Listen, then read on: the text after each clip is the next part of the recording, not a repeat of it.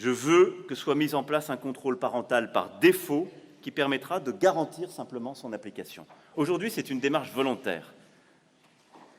Dans la plupart des cas, ça n'est pas suffisant.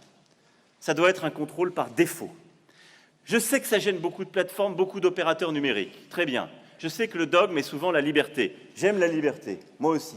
Mais la liberté, elle n'existe pas s'il n'y a pas d'ordre public. Et donc, on donne 6 mois aux acteurs de l'Internet pour participer à cela, pour nous proposer des solutions robustes. 30 ans déjà, 30 ans et pourtant, les droits proclamés ne sont pas effectifs. D'abord, on va maintenant, enfin, préciser dans notre code pénal que le simple fait de déclarer son âge en ligne ne constitue pas une protection suffisante contre l'accès à la pornographie des mineurs de moins de 15 ans. Il s'agira ainsi de généraliser des dispositifs de vérificateurs d'âge efficaces sur les sites pornographiques. Le choix des moyens sera laissé à l'appréciation des sites, pourvu qu'ils soient efficaces et réels.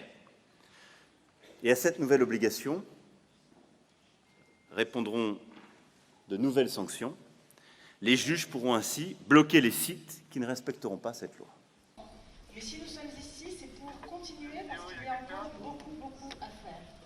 C'est pourquoi je demande au secrétaire d'État en charge de l'enfance de lancer des travaux en ce sens avec ses homologues pour aboutir en 2020 à une nouvelle déclaration politique internationale qui portera sur la protection des enfants dans le monde numérique.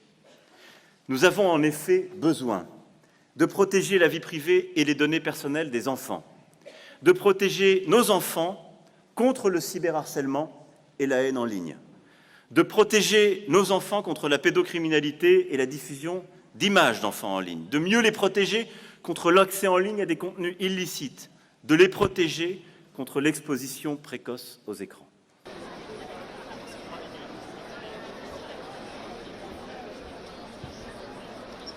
Toutes les personnes qui dirigent des crèches, des écoles, des clubs de sport, des associations agréées ou qui ont une délégation de service public, non seulement pourront, mais devront consulter ce fichier quand elles embauchent quelqu'un.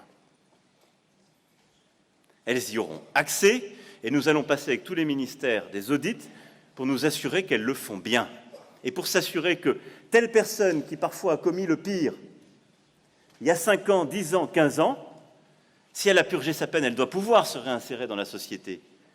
Mais on ne doit pas la réexposer à nos enfants. Avec un variateur, donc ça monte en 4 minutes, tu vois. D'accord. Ça pour descendre, donc je pense que...